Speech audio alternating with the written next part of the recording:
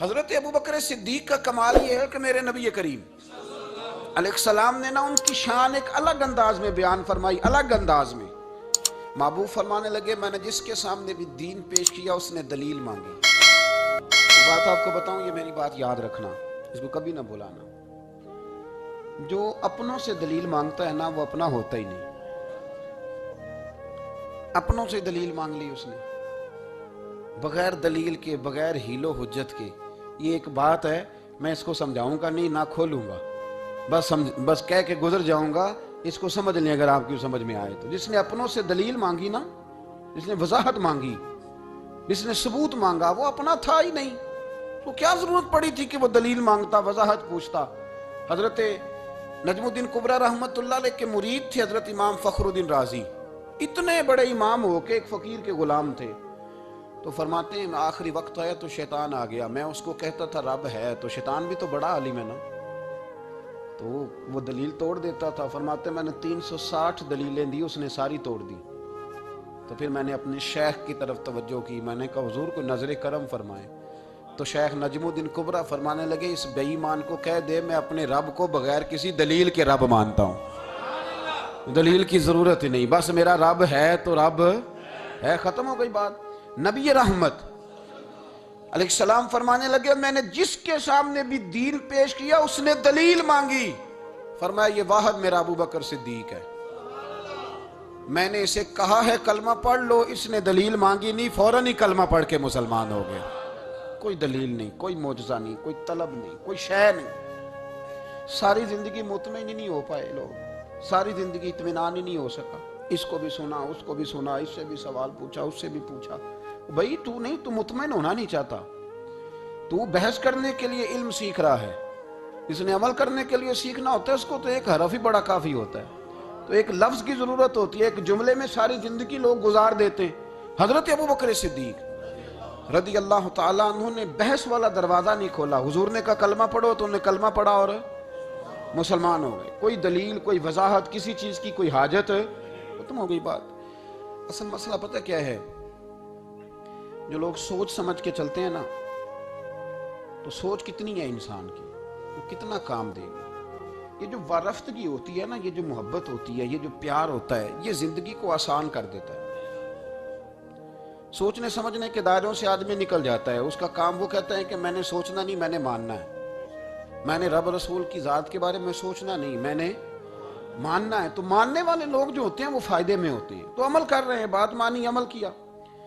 عقل کا بے شمار اور بے دریغ استعمال، اپنی چھوٹی عقل سے بڑے مسئلے حل کرنے کی کوشش کرنا، یہ انسان کو نقصان دیتا ہے۔ بہت ساری جگہوں پہ وہ الجھ جاتا ہے۔ ہر جگہ عقل استعمال کرنا، لیکن رب رسول کے معاملے میں نہ استعمال کرنا، ورنہ نقصان ہو۔ عقل چھوٹی ہے اور اللہ رسول کی ذات بڑی ہے، کبھی بھی اس دائرے میں بند کرنے کی کوشش نہ کرنا۔ جناب ابو بکر صدیق رضی اللہ تعالیٰ عنہ ہر معاملے میں، ہر معاملے میں۔ ایک حدیث بخاری کی، شاید میں نے پہلے بھی عرض کی تھی، لیکن چونکہ وہ عنوان کے لحاظ سے ایک بہت بڑی دلیل ہے، دوبارہ عرض کرتا ہوں۔ نبی پاک علیہ السلام نے 1500 کے قریب صحابہ سے فرمایا تھا کہ چلو عمرہ کرنے چلیں۔ عمرہ کرنے جب ہم جاتے ہیں نا تو ہمارے گلے میں پھول بھی ڈالے جاتے ہیں، اور آپ کو پتہ ہے بتانا بھی پڑتا ہے لوگوں کو کہ میں عمرہ کرنے جا رہا ہوں۔ پھر روٹی بھی پکتی ہے، پھر سب رشتہ داروں کو پتہ بھی چل جاتا ہے، اور بندہ چلا جائے ایئرپورٹ تو احرام باندھا ہو نا، تو پتہ چلے نا فلائٹ تو 24 گھنٹے لیٹ ہے، تو جن کو حکم ہے نا کہ تم نے سی بھی نہیں کرنی وہ بھی روڑے اٹھا لیتے ہیں۔ احرام باندھا ہوا ہے، حکم ہے کہ اب تم نے کوئی جھگڑا، کوئی لڑائی، کوئی فساد، تو ایئرپورٹ پہ لوگ روڑے اٹھا لیتے ہیں، کہتے ہیں ہم ایئرپورٹ بھی توڑیں گے اور فلائٹ کا جو عملہ ہے اس کا گریبان بھی پکڑیں گے۔ بڑا کچھ ہی دنیا کرتی ہے۔ اور اگر کسی کے پیر صاحب نے کہا ہو چلو عمرہ کریں، اللہ اکبر، اور پھر ایئرپورٹ پہ جا کے پتہ چلے کہ پیر صاحب کے ساتھ تو دھوکہ ہو گیا، بندہ غلط نکلا ہے، پیری مریدی قائم رہے گی؟ سوال ہی نہیں پیدا ہوتا، سوال ہی نہیں پیدا ہوتا۔ میرے ساتھ ایک سنگی نے ایک دفعہ بات کی، کہنے لگا جی پیر صاحب کامل نہیں۔ میں نے کہا کیا غلطی ان میں پائی جاتی ہے؟ کہتے میں انہوں نے پوچھ کے باہر دے پیسے جمع کرائے سن تو میرا کام نہیں بنیا۔ میں کہ تو پیر پڑھ لیا، تیرے تو کوئی نجومی پڑھنا چاہیے سی، وہ نجومی ہونا چاہیے تھا تیرے لیے، تاکہ وہ اچھی طرح غور کرتا ہے۔ جی آپ کو پتہ ہے نا اہل سنت میں کتابیں بھی نکلتی ہیں، کئی لوگ کہتے ہیں جی کوئی کتاب کٹ کے دسو، میں کہ ان کسی لکھی نہیں تو کٹیے کی تو وہ کون سی کتاب ہے جو آپ کہہ رہے ہیں نکالیں اور ذرا بتائیں کہ فلانا کام میرے لیے ٹھیک رہے گا کہ نہیں؟ ایک استخارہ ہے دین میں، اور استخارے کا بھی بابت معاملہ یہ ہے کہ آپ نے استخارہ کر لیا، اس کے بعد بھی آپ حتمی فیصلہ نہیں کریں گے۔ بزرگ کہتے ہیں کہ استخارہ کر کے بھی یہ کہو کہ جی میری سمجھ میں یہ آیا ہے، باقی حقیقتوں کا علم اللہ جانے، اللہ کا رسول جانے صلی اللہ علیہ وسلم، حقیقتوں وہی جانتے۔ تو الجھے نہیں زندگی میں۔ 1500 کے قریب صحابہ تھے، حضور نے فرمایا احرام باندھو بھائی، عمرہ کرنا ہے۔ حدیبیہ کے مقام پہ گئے تو قریش مکہ نے روک لیا، نہیں کرنے دیں گے۔ جب بات بہت آگے بڑھی تو پھر شرطیں لکھی گئیں۔ شرطیں بڑی سخت ہیں کہ جو مسلمان مکے سے مدینے آئے گا مدینے والے واپس کریں گے، اور اگر کوئی مسلمان مدینے سے مکے چلا گیا تو مکے والے واپس نہیں کریں گے، ہم ان کے لوگ دیں گے، وہ ہمارا بندہ دیں گے نہیں۔ یہ شرطیں تھی، صحابہ پریشان تھے۔ اب جب شرطیں طے ہو گئیں، شرطیں بھی سخت ہیں، نبی کریم علیہ السلام نے فرمایا بھی احرام کھول دو، فلائٹ کل نہیں جانی، پرسوں نہیں جانی، یعنی ہم اس سفر میں عمرہ کر ہی نہیں رہے، احرام کھول دو۔ تو امام زرقانی کہتے ہیں سب لوگ پریشان تھے۔ سب سے پہلے حضرت ابو بکر صدیق اٹھے، سب سے پہلے اٹھے، اٹھ کے احرام کھولا۔ ایک شخص نے کہا آپ کو بڑی جلدی ہے، تو آپ فرمانے لگے جلدی والی بات ہی کوئی نہیں، حضور کے کہنے پر باندھا تھا، نبی پاک کے کہنے پر کھول دیا ہے، ختم ہو گئی بات۔ حضور نے فرمایا باندھ لو تو ہم نے باندھ لیا، حضور نے کہا کھول دو تو ہم نے کھول دی، جلدی والی کیا بات ہے؟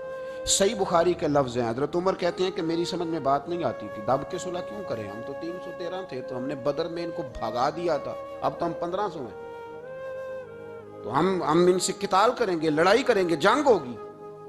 حضرت عمر فاروق رضی اللہ تعالیٰ عنہ فرماتے ہیں حضور نے شرطیں طے کر لیں، بات لکھی گئی، میں نبی پاک کے حجرے میں داخل ہوا، خیمہ لگا ہوا تھا، میں نے جاتے ہی اپنی جذبہ جہاد کا اظہار کیا اور بڑے جلال میں، یا رسول اللہ آپ سچے رسول ہیں؟ بالکل سچا ہوں، قرآن سچا ہے، بالکل سچا ہے، اسلام سچا ہے، بالکل سچا ہے، حضور ہم دب کے صلح کیوں کریں؟ نبی کریم علیہ السلام نے فرمایا عمر تجھے تیری ماں روئے، میں اللہ کا رسول ہوں، میں وہی کہتا ہوں جو میرا رب مجھے حکم ارشاد فرماتا ہے۔ کہتے میں نے فوراً عرض کی یا رسول اللہ صلی اللہ علیہ وسلم آپ نے فرمایا نہیں تھا کہ عمرہ کریں گے؟ تو حضور نے فرمایا کہا تو عمرہ کریں گے، یہ تو نہیں کہا تھا کہ اسی سال ہی کریں گے، کریں گے تو کریں گے۔ جناب عمر کہتے ہیں میں واپس تو آ گیا، پر وہ میرے اندر جو جذبہ جہاد تھا ابھی ٹھنڈا نہیں ہوا۔ چند قدموں کے فاصلے پہ ابو بکر صدیق کا خیمہ تھا، کہتے میں ان کے خیمے میں جھک گیا، وہی سوال میں نے دہرائے، وہی میں نے کہا عمر ابو بکر یہ سچے رسول ہیں؟ کہا بالکل سچے ہیں، قرآن سچا ہے، سچا ہے، اسلام سچا ہے، سچا ہے، تو پھر ہم دب کے صلح کیوں کریں؟ جناب عمر فرماتے ہیں میں قربان جاؤں ابو بکر کے لفظوں میں بھی فرق کوئی نہیں آیا، حروف بھی اتنے ہی جتنے نبی کریم نے ادا کیے تھے۔ حضرت ابو بکر فرمانے لگے عمر تجھے تیری ماں روئے، وہ اللہ کے رسول ہیں، مرضی سے بات نہیں کرتے، وہی کہتے ہیں جو رب انہیں حکم ارشاد فرماتا ہے، بئی نہیں وہی لفظ۔ فرماتے میں نے فوراً کہا، میں نے کہا ابو بکر حضور نے فرمایا نہیں تھا کہ عمرہ کریں گے؟ تو کہتے ہیں وہی لفظ، وہی حرف، وہی انداز، وہی طریقہ، وہی سلیقہ، وہی انداز تکلم، بالکل حضور کی اتباع میں اسی انداز میں فرمانے لگے عمر حضور نے فرمایا تھا عمرہ کریں گے، یہ تو نہیں فرمایا تھا کہ اسی سال ہی کریں گے، کریں گے تو انشاءاللہ کریں گے۔ فرماتے ہیں میں واپس آ کے بیٹھا تو حضرت عمر کہتے ہیں جب میرا غصہ اترا نا تو پھر میرے اندر سے آواز آئی کہ عمر ذرا غور تو کر، تو ابو بکر کے ایمان تک کبھی نہیں پہنچ سکتا، اس تک تیری رسائی نہیں ہو سکتی۔ میرے بھائی اتنی بحثیں ہیں ہمارے زمانے میں، اتنا الجھاؤ ہے، اتنا الجھاؤ ہے، یعنی ہر بندہ رائے کا اظہار کرنا ضروری سمجھتا ہے، ہر بندہ کہتا ہے جی میرے خیال میں، ہر بندہ کہتا ہے جی میرا ذہن یہ ہے، بلکہ کچھ تو کہتے ہیں میں اندر کی خبر نہ دوں آپ کو، یعنی اب پتہ نہیں اس کے پاس اندر کی خبریں کیسے آئی ہیں، وہ سمجھ میں نہیں آتی بات۔ کچھ لوگ کہتے ہیں 35-40 سال ہو گئے جی علماء کو سن رہا ہوں، تو میں کہتا ہوں کہ میرا تو خیال ہے کہ 35 دن بھی بندہ کسی کو سن لے تو سیانہ ہو جاتا ہے، تو 35 سال سے اگر آپ کی سمجھ میں نہیں آئے تو پھر زمین ہی بنجر ہے، پھر مہربانی کریں یہ ٹائلیں اکھیڑ کے نا تو نیچے سے کچی زمین نکالیں تاکہ کوئی بات سمجھ میں آئے۔ اگر 40 سال ہو گئے، 40 سال، میں ایک اجتماع میں حاضر تھا، ابھی بھی میں عرض کر رہا تھا، تو وہ صاحب مجھے کہنے لگے کہ حضرت صاحب میں نے نا فلاں عالم کو بھی بلایا، فلاں کو بھی بلایا، فلاں کو بھی بلایا، فلاں کو بھی بلایا، اب آپ کو بلایا ہے، تو اس طرح کر کے میرے ساتھ رویے ہیں، بڑا الحمدللہ پیار ہے. تو میں نے ان سے پوچھا آپ نماز پڑھتے ہیں؟ انہوں نے کہا نہیں. کچھ اور باتیں پوچھی تو جواب نفی میں آیا. تو میں نے کہا کہ اب آپ نے مہربانی کرنی ہے، اتنے علماء کا نام نہیں لینا، کیونکہ پھر تو بزرگوں کے بارے میں لوگ شک کریں گے کہ انہوں نے اس کو دیا کیا ہے. تو ایک بزرگ کی بات سنتے ہیں تو کئی دنوں تک وہی ہمیں بڑا تر و تازہ رکھتی ہے. اور آپ کو اتنے عرصہ ہو گیا تو آپ نے حاصل کیا کیا ہے؟ صرف باتوں کا گورکھ دھندا، لفظوں کا ہیر پھیر، جملوں کا الٹ پلٹ کرنا، یہ زندگی ہے؟ یہ زندگی ہے صرف باتیں کیلو کال سن لی آ گئے؟ نہ اسے ذرا آگے نکلیں، عمل کب کرنا ہے میرے بھائی؟ یہ بحثیں، یہ ابحاث، یہ لمبے چوڑے معاملات، یہ طے. بزرگوں میں نا ایک صنف ہے مرید ہونا اور ایک ہوتا ہے طالب ہونا. یہ دو باتیں، یعنی آپ کہیں گئے اس کے مرید ہو گئے تو پھر کسی اور جگہ کسی بزرگ سے نسبت ہوئی تو وہاں آپ طالب. میرے پاس کچھ لوگ آتے ہیں کہتے ہیں آپ طالب کر لیں، تو میں کہتا ہوں آپ مہربانی کریں ایک کی نوکری کریں. وہ بڑی مشکل ہے تو جگہ جگہ پہ جانے کی کیا ضرورت ہے؟ مطلب میں انکار نہیں کرتا کسی ایسی چیز کا جس کو بزرگوں نے رائج کیا، لیکن سمجھے نا، مطلب ایک کی بات پوری سنی نہیں گئی ہم سے. آپ خیر کی بات ہر جگہ سے سنیں، ہر جگہ سے، لیکن یہ صرف وہ تعلق بنانے کی کوشش کرنا کہ جس سے تھوڑا سا رابطہ بن جائے، جس سے تھوڑا سا تعلق بن جائے، جس سے تھوڑا سا نا پتہ چل جائے، اس سے نکلیں، سیکھنے کا ماحول بنائیں. اتنی عقل کے گھوڑے نہ دوڑائیں کہ عقل بھی بیچاری تھاکی جائے اور کوئی چیز ہاتھ بھی نہ آئے. کچھ کریں، عمل کریں. لیکن ایک جگہ پہ میں حاضر تھا تو وہاں دستار فضیلت کا جلسہ تھا، تو ایک مولانا نے تقریر کی. جس طرح تاجر کہہ لیتا ہے نا جی میں الحمدللہ اگر کمائی کرتا ہوں تو غریبوں کو بھی دیتا ہوں، سمجھا لیا نا اپنے آپ کو. رشوت لینے والے نے بھی ایک دلیل گاڑ لیا. وہ کہتا ہے میں امیروں سے نہیں، میں غریبوں سے نہیں لیتا. تو امیروں کا حساب لینے کی ڈیوٹی اللہ نے آپ کی لگائی ہے کہ آپ حساب کریں امیروں کا کہ وہ کیا کر رہے ہیں. یہ ہم نے نا یہ دلیلیں گاڑ لی ہیں، یہ ہم نے دلیل گھاڑ لی ہے کہ وہ اپنے آپ کو مطمئن کرنے کے لیے. میں حاضر تھا تو ایک مولانا تقریر کی جی عالم ساری رات. یہ صرف علماء کی بات نہیں، ہر طبقے نے اپنے بارے میں اس طرح کی چیزیں یاد کر لی ہیں، ہم نے رٹ لی ہیں. جیسے خامند نے یاد کر لیا ہے کہ کسی غیر کے لیے سجدہ جائز ہوتا تو اللہ عورت کو حکم دیتا، نبی پاک حکم دیتے کہ وہ خامند کو سجدہ کرے. تو بی بی نے بھی یاد کر لیا ہے کہ حضور نے فرمایا تم میں سب سے بہتر وہ ہے جو بیوی کے حق میں بہتر ہے. سب نے اپنی اپنی مرضی کی چیزیں، دوسری کی مرضی کی چیز کسی نے یاد نہیں کی، سب نے اپنی اپنی مرضی کی چیزیں یاد کر لی. تو مولانا تقریر کر رہے تھے، کہنے لگے جی حضور نے فرمایا ہے کہ عالم ساری رات سویا رہے اور عابد ساری رات عبادت کرتا رہے، درجہ پھر بھی عالم کا زیادہ ہے. پھر دوسرے آئے انہوں نے بھی اسی حدیث پہ بات کی، تیسرے آئے تو انہوں نے بھی اسی حدیث پہ بات کی. تو میرا نمبر آیا تو میں نے کہا جی یہ جو حدیث آپ سنا رہے ہیں نا، یہ حدیث بالکل ٹھیک ہے، بالکل ٹھیک ہے کہ عالم ساری رات عشاء پڑھ کے سوئے، فجر کے وقت اٹھ کے فجر پڑھے، اور عابد ساری رات نماز پڑھے تو درجہ پھر بھی عالم کا زیادہ ہے. بالکل ایسے ہی ہے، بلکہ ایک حدیث میں تو یہ ہے کہ 70 عابد بھی عبادت کریں اور عالم سویا رہے تو ان 70 سے سونے والے عالم کا درجہ. یہ بات بالکل ٹھیک ہے، لیکن میں نے کہا اس کا بھی خیال رکھو کہ یہ حدیث غوث پاک کو بھی آتی تھی، یہ غوث پاک کو بھی آتی تھی حدیث، اور بڑے عالم تھے، پر وہ تو عشاء پڑھ کے مصلی پہ بیٹھتے تھے اور فجر تک مصلی پہ بیٹھے رہتے تھے. حالانکہ یہ حدیث انہیں بھی آتی تھی، یہ حدیث خواجہ معین الدین چشتی کو بھی آتی تھی، اور وہ بڑے عالم تھے، لیکن اس کے باوجود وہ عشاء پڑھتے تھے اور فجر تک مصلی پر بیٹھے رہتے تھے. حضرت عثمان غنی سے بڑا عالم تو کوئی نہیں نہ ہوگا اس زمانے میں. حضرت عثمان غنی رضی اللہ تعالیٰ عنہ جیسا شخص تو کوئی نہیں نہ ہوگا، پر وہ عشاء کے بعد قرآن پاک پڑھنا شروع کرتے تھے اور فجر سے پہلے پہلے قرآن پاک ختم کر لیا کرتے. تو دلیلیں صرف بحث کے لیے یاد نہ کریں، اپنے آپ کو بچانے کے لیے یاد نہ کریں، اپنے وجود کو سکون دینے کے لیے دلائل نہ یاد کریں. میں دین کے کس دائرے سے کس طرح بچ کے نکل سکتا ہوں اس کے لیے دلائل یاد نہ کریں، عمل کے رستے پہ آئیں، عمل کے رستے پر. جناب ابو بکر صدیق اللہ تعالیٰ عنہ کا کمال یہ ہے، زکوٰۃ کتنے فیصد دینی چاہیے؟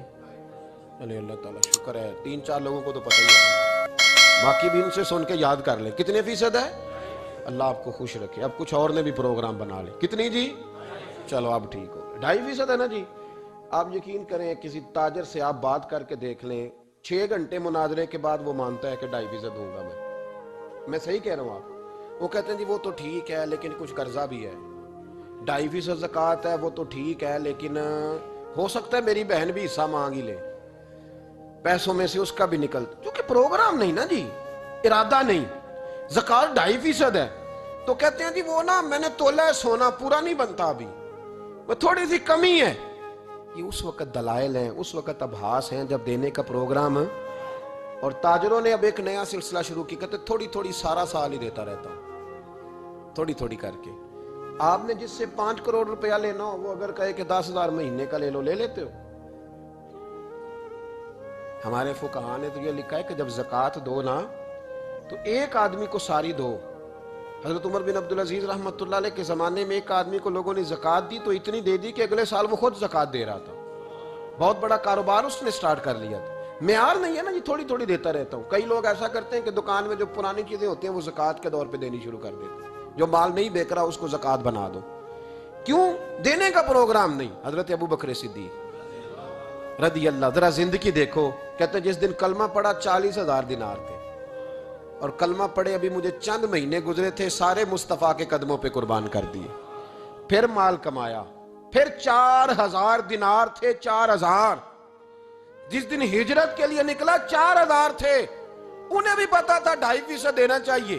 ان کی بھی بیٹیاں تھیں، جوان بھی تھی، چھوٹی بھی تھی، ان کے بھی بچے تھے. لیکن دین کو ضرورت ہے. میرے رسول پاک صلی اللہ علیہ وسلم کے دین کو حاجت ہے. تو فرماتے ہیں اشرفیاں تھی میرے گھر میں، پیسے تھے، درہم تھے، دینار تھے. میرے والد بوڑھے تھے، ان کو خیال تھا کہ ابو بکر ساری دولت نہ لے جائیں. تو حضرت اسماء بنت ابی بکر سے جناب ابو بکر صدیق نے کہا کہ اس طرح کرنا، ایک گڑا چھوٹا سا تھا، گڑا ٹویا، اس میں پیسے ہوتے تھے. فرمایا اس میں روڑے رکھ دینا، اوپر ٹاٹ ڈال دینا. والد نابینا ہے، اگر پوچھے نا پیسے تو ان کا وہاں ہاتھ لگا دینا، انہیں پتا چلے ابو بکر سارا مال لے کے نہیں گیا. فرماتے میں ہجرت پہ جانے لگا تو 4,000 سارے لے گیا. سارا مال ہی یار 2.5% کے لیے رٹا پڑا ہوا ہے. 2.5% کے لیے لوگ بحث کر رہے ہیں، 2.5% کے لیے دلائل چاہیے. کئی مفتیان کرام سے پوچھیں گے، پھر پروگرام بنائیں گے دینا ہے کہ نہیں دینا. اور جس دن تبوک کے لیے میرے مصطفیٰ کریم نے اعلان کیا، جناب صدیق اکبر فرماتے ہیں شے کوئی نہیں تھی، غربت کے دن تھے، کمزوریاں تھی، مال اس دن کاروباری حالات کم تھے. یہاں لوگوں کا کاروبار جب ڈاؤن ہوتا ہے تو سب سے پہلے مسجد کا 200 بند کرتے ہیں، سب سے پہلے مدرسے کا بند کرتے ہیں، سب سے پہلے خواہش کرتے ہیں کہ وہ جو غریب کو جاتا ہے نا اس کو بند کرو، یہ زیادہ نقصان دے رہا ہے. حضرت ابو بکر صدیق رضی اللہ تعالیٰ عنہ فرماتے ہیں حالات خراب تھے، جیب دیکھی تو اتنے پیسے ہی نہیں تھے کہ مصطفیٰ کریم کو پیش کر سکوں. تو پھر کیا کیا؟ امام جلال الدین سیوطی کہتے ہیں ابو بکر صدیق نے نا گھر کے اندر کپڑا بچھایا، اور پھر صدیق اکبر نے کیا کیا کہ توا بھی رکھا، برتن بھی رکھے، اس پہ چولہا بھی رکھا. ابو بکر صدیق نے اس کے اوپر گھر والوں سے کہا کہ ایک ایک جوڑا پہن لو، ادھر دیکھو میری طرف، ایک ایک جوڑا پہن لو، اور باقی نا سارے جوڑے بھی یہاں رکھو. اور پھر جب لوگ بچوں نے دیکھا نا کہ ابا تو کپڑے بھی رکھوا رہا ہے، کیا بنے گا؟ فرمایا تمہیں تو ایک ایک جوڑے کی اجازت دے رہا ہوں نا، ذرا میری طرف دیکھو. خود اندر گئے تو ٹاٹ کا لباس پہن کے کپڑے بھی اتار کے رکھ دیے، کپڑے بھی اتار کے زمین اسی میں رکھے، سارا کچھ باندھا. لباس ٹاٹ کا تن تندور تے ہڈاں دا بالن تے اسی ہاواں نال تپایا. کپ کپ مکیاں پیڑے کیتے، اتوں عشق پلے تھل لایا. تن دا سالن من دی ہانڈی لون صبر دا پایا. غلام فریدا وے میں ساری تیری، تینوں وجہ یقین نہیں آیا. ہر چیز لپیٹ کے نا تو نبی کریم کی بارگاہ میں لے گئے، ہر چیز. میرے محبوب کا بھی انداز دیکھو، فرمایا ماں اب کہتا لے اہلے کا، گھر بھی کچھ چھوڑ کے آئے ہو. دیکھیں ادھر دیکھیں، جب کوئی لاتا تھا تو حضور فرماتے تھے کیا لے کے آئے ہو، یہ کیا ہے؟ یہ پوچھا جاتا ہے کہ یہ پوچھا جاتا ہے گھر کیا ہے؟ بھئی آپ کو کسی نے کوئی تحفہ دیا تو شاپر کھول کے تحفہ دیکھیں گے یا پوچھیں گے گھر کیا ہے؟ لیکن میرے رسول پاک کے لفظ دیکھیں، فرمایا ماں اب کہتا لے اہلے کا. ابو بکر سجنا گھر کیا چھوڑ کے آئے ہو؟ تو رو پڑے، کہنے لگے یا رسول اللہ میں کوئی غریب تو نہیں، میں بڑا مالدار ہوں. اب کہتا لہم اللہ و رسول، گھر اللہ بھی چھوڑ آیا ہوں، اللہ کا رسول بھی چھوڑ آیا. حضور میں کوئی کنگال نہیں، میں مصطفیٰ والا ہوں، میں کوئی غریب نہیں، میں نبی والا ہوں، میں رب رسول کو گھر چھوڑ آیا ہوں. میرے مصطفیٰ کریم علیہ السلام فرمانے لگے تیرے پیچھے جبریل امین کھڑے اور انہوں نے ٹاٹ کا لباس پہنا ہوا ہے، اور تیرے آنے سے پہلے وہ آ گئے تھے. تو میں نے پوچھا جبریل یہ بوریے کا لباس؟ عرض کی یا رسول اللہ ابو بکر نے پہنا ہے تو رب کو اتنا پسند آیا سارے فرشتوں کو پہنا دیا ہے، سارے فرشتوں کو پہنا دیا، سارے فرشتوں. ذرا یہ لذت تو لیں بات کی.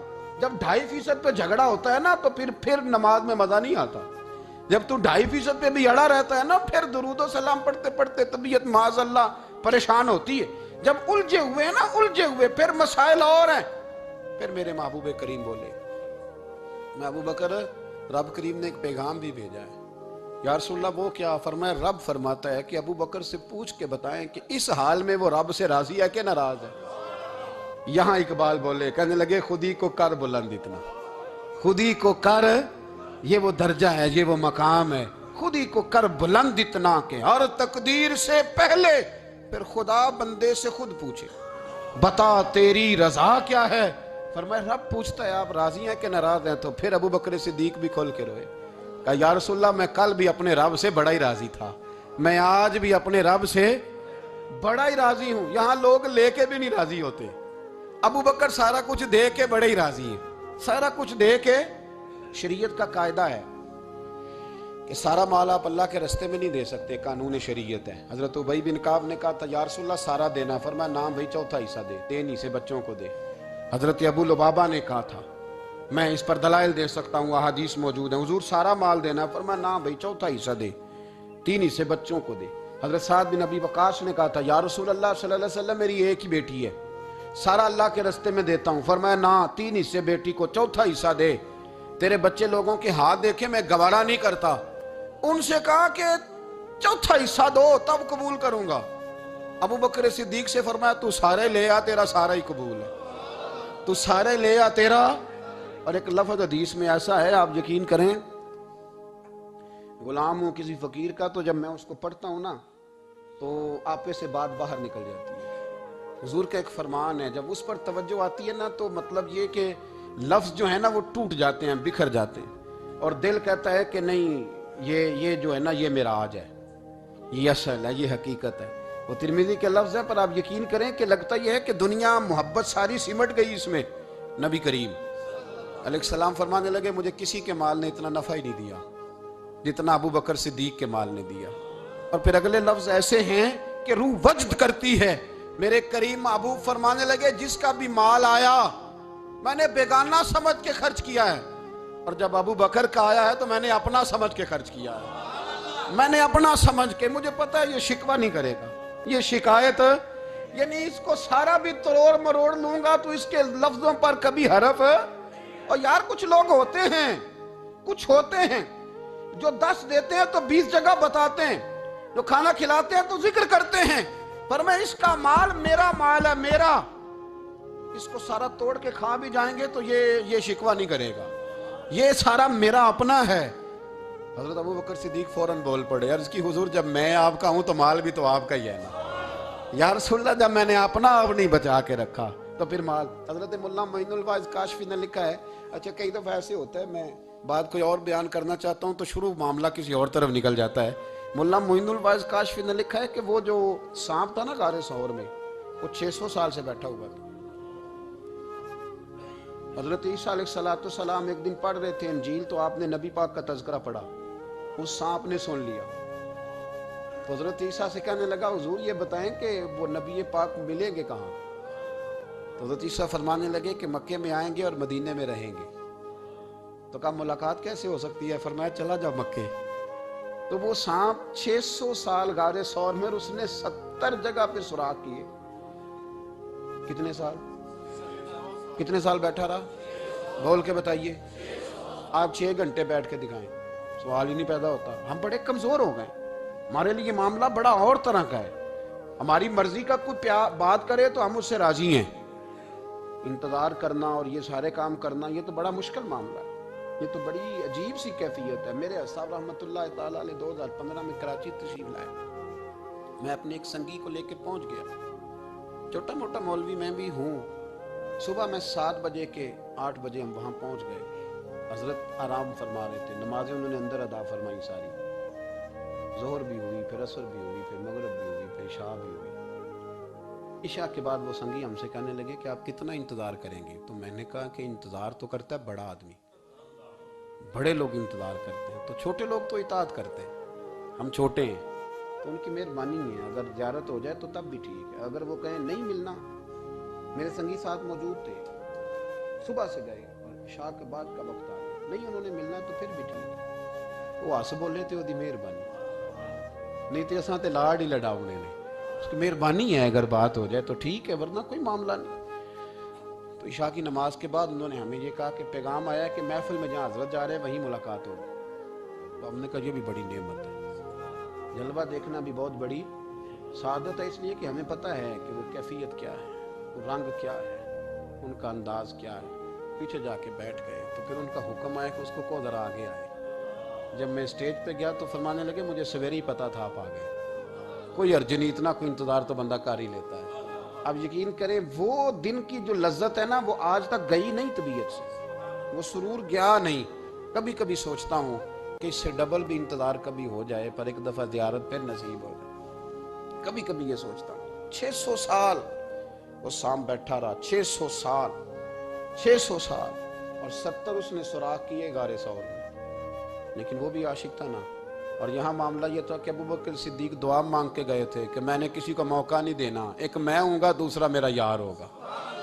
وہ غار ثور کی تو لذت یہ والی تھی، ایک میں ایک میرے محبوب۔ اس نے 70 سوراخ کیے ہوئے تھے، جناب ابوبکر صدیق نے کہا حضور آپ ٹھہریں، میں ذرا بھی آیا صفائی کر کے۔